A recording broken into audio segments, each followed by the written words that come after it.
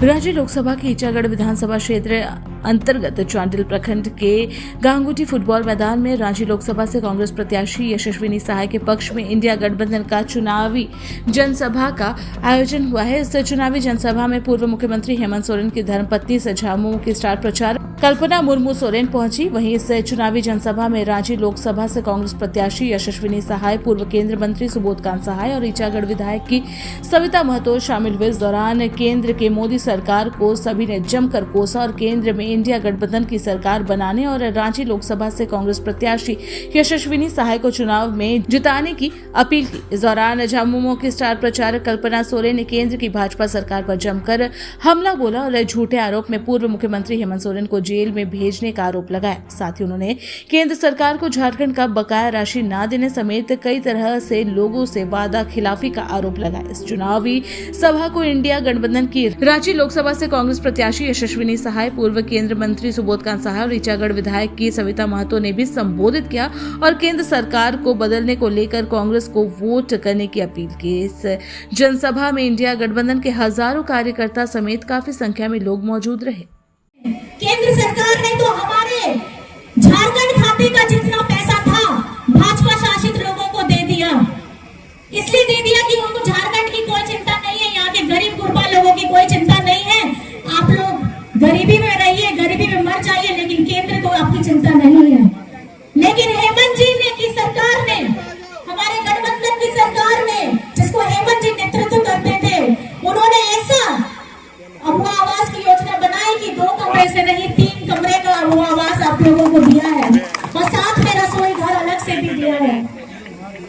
जब भूखे पेट, आप कितना दिन तक भूखे पेट सोइएगा।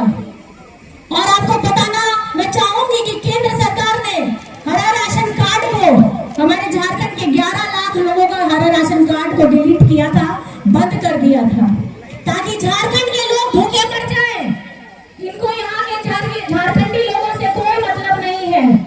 लेकिन आपके बेटे ने और आपका बाबू हेमंत बाबू ने हमारे झारखंड वासियों के लिए 20 लाख हरा राशन कार्ड देने का काम किया था।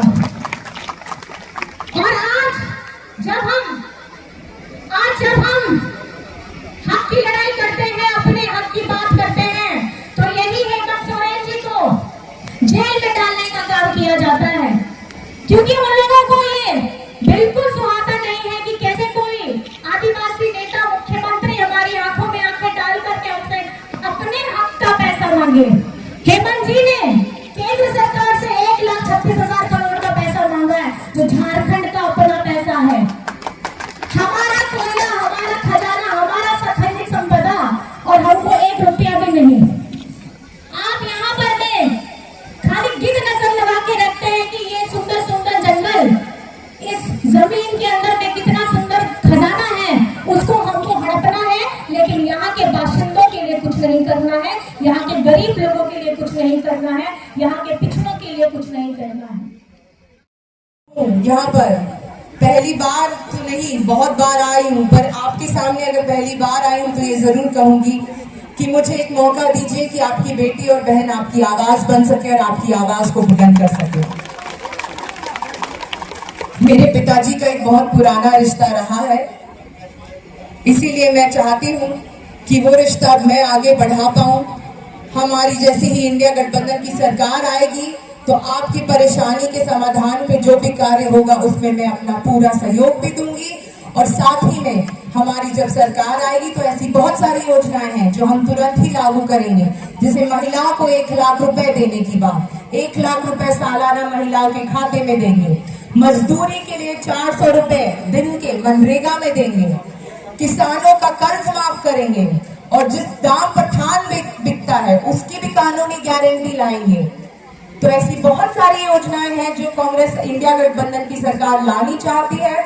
आप लोगों का समर्थन चाहिए, प्यार चाहिए, आशीर्वाद चाहिए। अपनी बेटी के हौसले को बुलंद करिए ताकि हम आपकी आवाज को बुलंद कर सके और अपनी सरकार